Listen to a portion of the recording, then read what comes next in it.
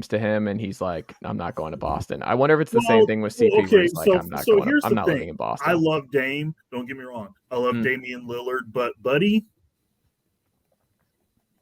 you're basically Pacific Northwest Alex English right now. Whoa. Somehow that's insulting to both Dame and Alex. I'm just saying, like, okay, you want to sit here and go, oh, I'm not going here, I'm not going there.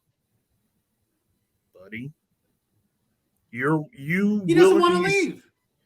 Willingly stayed in Portland. I'm not saying that there's nothing wrong with it, but it's he has it until Damian Lillard says, and not on a boxing podcast, until he gets an actual statement from Damian Lillard saying, we get information, because he won't say it publicly. He'll say it to Joe Cronin and the Blazers Brain Trust. I don't think he's going anywhere. I don't think he's going anywhere either. That's why it's just kind of like... Even the Celtics, no team that could put together a reasonable offer for Damian Lillard would then be able to contend with Damian Lillard. I mean, again, I'm going to refer to this True Hoop blog. They put together a bunch of fake trades, and boy, do they all suck for the Blazers. Oh, yeah. Boy, are they bad. What was the worst one? I can pull it up. Yeah, you can pull it up. I'm not remembering it at the moment. All I just remember seeing from the Blazers deals were, like, because I think they had, 3 or 4 different ones? I think one was based on, like, OG Anunoby.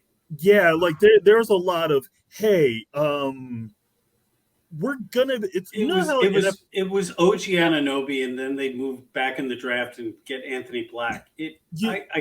As a concept, I like it. I like fake trade blogs, but Bob, you know how like NFL teams go through that phase where it's like, hey, we're gonna take a step back for 2 or 3 years, but then it becomes like 5 or 6. You're talking about the Houston Texans right now. Or the Arizona Cardinals. That's the vibe I got from all of those trades. Yeah. Oh, here's the best one. I'm looking at it right now. The best one's Cat and Minot for Lillard. I would do that from Portland. Like, if you feel like you're going to lose it and Cat's not going to mess up your kind of tanking, you're going to have the number 3. You have Scoot right there potentially to jump right in. You have Shaden Sharp. Yeah, why not? That's as equal value as you're going to get in a Lillard trade. That is, yeah. If that is, then Cat's contract is $60 million in a couple of years. It's so bad. It's so bad. And I don't know. We've been waiting for Karl-Anthony Towns to play up to his abilities now for pretty much the entirety of his career. Yeah, you're banking on that happening. Otherwise, he becomes. But he goes to Portland, he can hide out. Like, I don't know. No pressure. Oh, right, because of the white hot intensity of the Minneapolis-St. Paul media market is what's held him back. Look, Steve McPherson pulls no punches. You know this, Bob. He goes from one relaxed media market to a very super duper relaxed media market. Yeah, Tim Falkus has been unbearable to Cat since he arrived. Sean Hyken at his paid subscribers site, Rose Garden Report, has also written a great deal about Damian Lillard and why he doesn't think it's going to happen. I'm going to default to. What was his overriding thesis as to why? The best overriding thesis is what I said. I'm stealing his idea. The thesis is that there's no team that can put together a package for the Blazers that makes it worth their while to trade even an age 34, 35 superstar who really hasn't fallen off that much, if any, in the last 3 years. Yeah. Dame's peak is, speaking about point guards extending their run, Dame is still awesome. If he's lost anything, you really don't see it that much game to game. I mean, for casual fans who tune in when Dame is going off, you really don't see it that much. So, as a basketball fan, though, Hero and Robinson for Lillard would. Yeah, there's the other one. That would be fun. Portland should never do that, but as a basketball fan, Jimmy, Bam, and Lillard would be fun. Jimmy, Bam, and Lillard would be fun, and as Hyken points out, your return is the guy who spent the entirety of the NBA Finals dressed like Bad Bunny. That guy. That's pretty good. Or rather, a guy dressed as a suburban teenager who thinks he's Bad Bunny, I think would be in 2002. Yeah.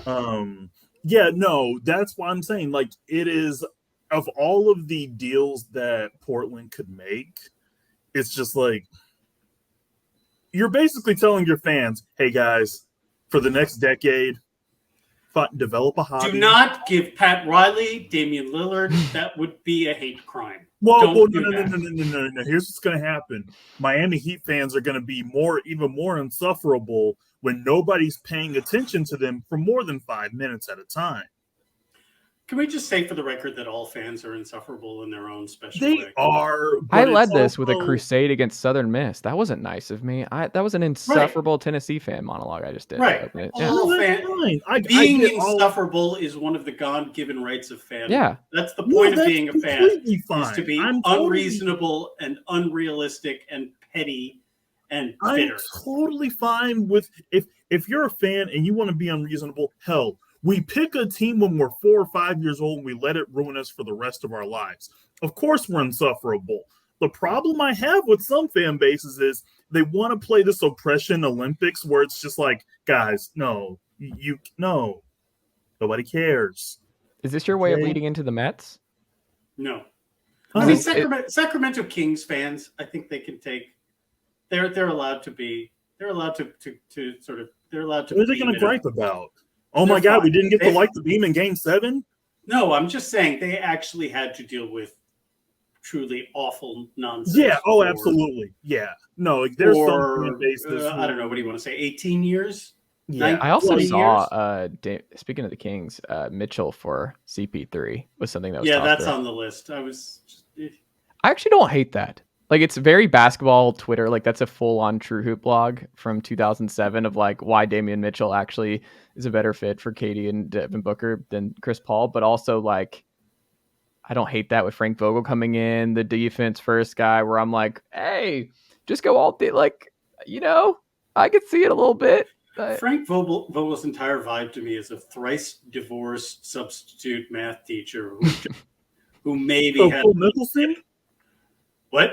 So Phil Mickelson? No, there's a different. Phil is wealthy thrice divorced. Frank Okay. What, Vogel is it is Frank? Frank is in massive. He's driving debt, a Toyota thrice Camry. divorced. Yeah. Yeah. Good coach. NBA World Bad Champion vibes. logo, by I the also way. can't unsee, someone made the comparison. I don't know if y'all watch Impractical Jokers, but he looks like Joe Gatto from Impractical Jokers, and I've never been able to watched unsee it. it. Like, Never. once I... Never, good. never sat down for more than 5 minutes because there was either an NBA game or a college basketball game coming on like right after it. It's a good 20 minutes. It's fine. It's harmless. It's fine. Bob, is it officially time to panic about the Mets? No, we're fine with it. Speaking Is of it Alonso's is it- gone.